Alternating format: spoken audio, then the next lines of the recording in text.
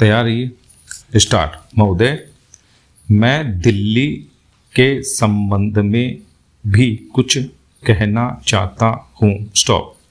अब दिल्ली चूंकि केंद्र शासित क्षेत्र है और दिल्ली को केंद्र शासित क्षेत्र माना गया है, तो स्वभावतः दिल्ली वालों को यह आशा थी कि केंद्र से शासित होने से यहाँ पर उन्नति होगी और यहाँ के लोगों को कुछ सुविधा मिलेगी, संतोष प्राप्त होगा।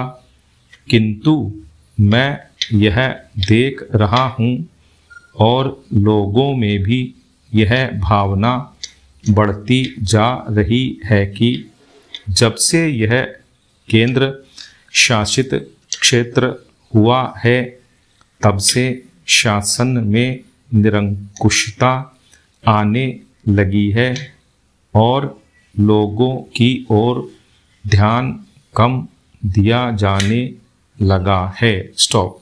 इसलिए मैं यह कहना चाहता हूँ कि दिल्ली प्रशासन के पुनर्गठन के ऊपर पुनः जोर दिया जाना चाहिए और हो सके तो उसके लिए एक समिति बैठा दी जाए और उसके लिए सोचा जाए कि दिल्ली का प्रशासन किस तरह का होना चाहिए। स्टॉप।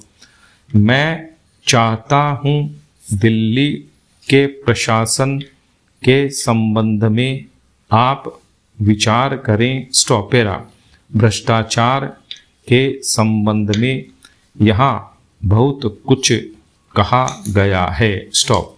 मैं पुनः उसको दोहराना नहीं चाहता, किंतु इतना अवश्य कहना चाहता हूँ कि आज देश में जनता का जो नैतिक स्तर है वह दिन प्रतिदिन गिरता जा रहा है। स्टॉप।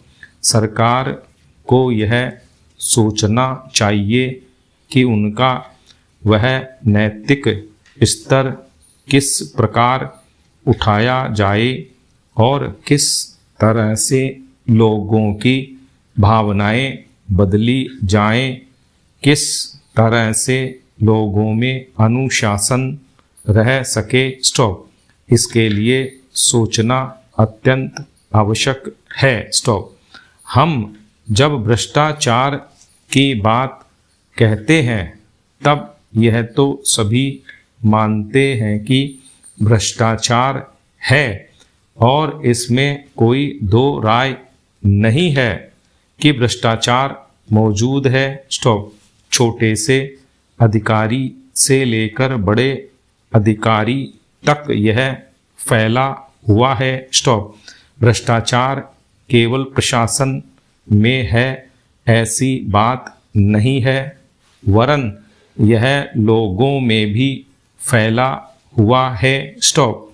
जब करों की अदायगी का प्रश्न आता है तब लोग दो दो खाते बना लेते हैं और आयकर की चोरी करने का प्रयत्न करते हैं और कर से बचने के लिए भ्रष्टाचार करते हैं। स्टॉप।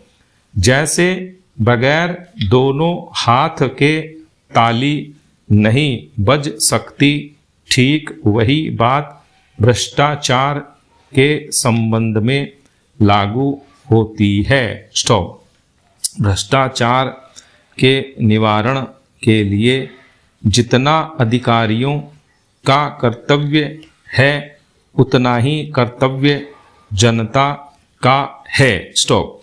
अधिकारियों को तो सतर्क रहना ही चाहिए, क्योंकि यह जो संसद है वह कानून बनाकर उनके हाथ में दे देती है।